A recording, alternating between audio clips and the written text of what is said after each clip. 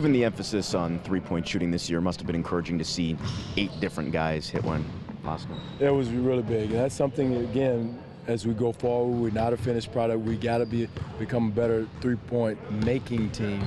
We're getting them up, but we got to concentrate, and I think a lot of that is rhythm, guys understanding. Jonas is definitely getting a better rhythm and feel for when he has it and when he can step into them, which we want him to do. And but again, a lot of that is game experience, getting them in the game, and guys work on them like you see right here, every day. But it's a difference in getting the game feel and game rhythm. For a guy like Jonas, it's more mental, of breaking that reluctance of I shouldn't shoot this, rather than actually being able to shoot it. Taking himself out of a three-point shot sometimes, and again, he's got a great touch, great hands. He's got the size, and also too, now people are not running out at him, so he's got all the time in the world. So until they adjust, he needs to continue to take them and understand. His biggest thing is understand when to roll, when to pop, when to space out. We had a play at the end of the Utah game when he was spacing the corner. It was a shot he should have taken, but again, experience and going through those situations, hopefully, we learn from. If you had to pick, an area of most, or area for most growth over the remaining course of the season, would that be the three-point shooting? Three-point shooting, understanding that, continuing to move the ball the last 5 minutes of the game, continue to do that. Continue to, keep our spacing and not over-rely on DeMar and Kyle at the end of the game. That's creeping into, breaking that habit. You always want your star players having the ball, but again, let's lessen that time toward the end of the game and continue to move the ball, trust the pass, and at the same time, develop 2 or 3 other guys that can make plays down the stretch. What's it clear for Jonas on whether to pop or roll? Where the defense is playing them. There's some teams, Doug, that they have their centers playing down at the dots. They're way back, and some centers are up in what we call a high wall. And the guys that are going to disrespect you and be down at the dots, then hey, let's go ahead and space out, and we see that in the game film before the game. So there's opportunities there. A guy like Lopez, traditionally, he's been back, way back. So you're going to have time to lace it up. So this read, teams with a high wall, they're going to commit 2 to the ball in the pick and roll. Now there's a pocket, there's a roll lane to the basket, and he's got to take it because he's one of the best finishers in the league once he gets it down. Do you think teams will start walling more with him because he's that right now? That's until, that's what we got to see. Now, teams are going to watch film just like we do. They're going to start adjusting.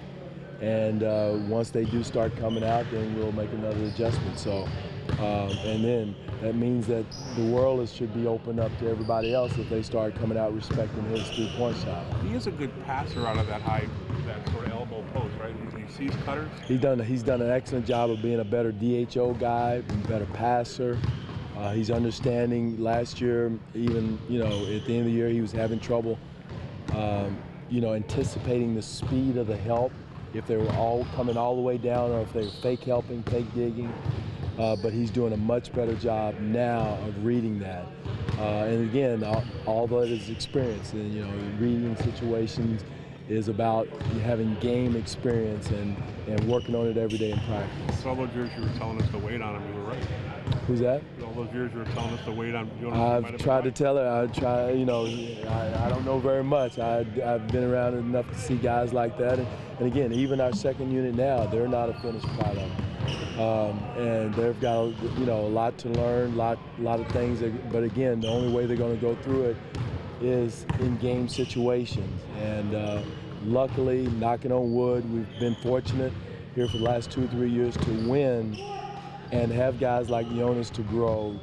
I would even say DeMar DeRozan has grown every year he's been here. And so, our program has grown, and luckily we've had a chance to, because we don't have the 12 and 15-year vet guys to plug in those spots, and we're growing those guys to be those guys to trust at the end of the game.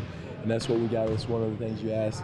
That's what we got to do, is develop two or three of those guys who can come in a playoff situation and contribute in a big way when they do take out DeMar and Kyle. Jimmy Butler, I mean, you had Minneapolis once, and now you get him with Butler. He's a big addition back to their team, as well as Jamal Crawford.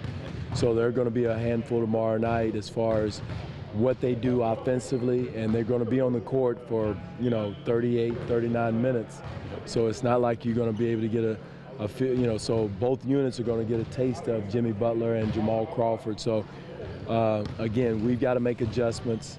One is just the physicality of the game. I thought they just beat us up, and we allowed them to. We allowed them to push us around, push us under the basket, push us out of the way, and go get offensive rebounds. If I remember correctly, they had 20 offensive rebounds. So again, we got to take a stand and hold our ground and not let them push us up under the basket and go get the basketball. Did you see a more assertive Wiggins without Butler in the lineup? Like, did you see a different guy there?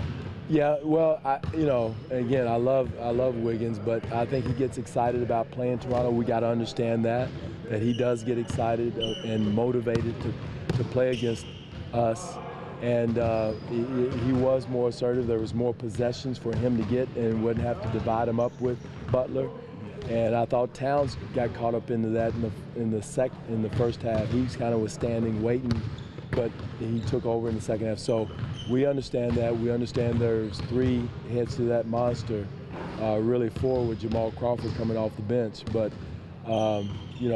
but Wiggins, we got to do some different things with him and be prepared to guard some of his post-ups, his ISOs, and do a better job even in a one-on-one situation guarding him.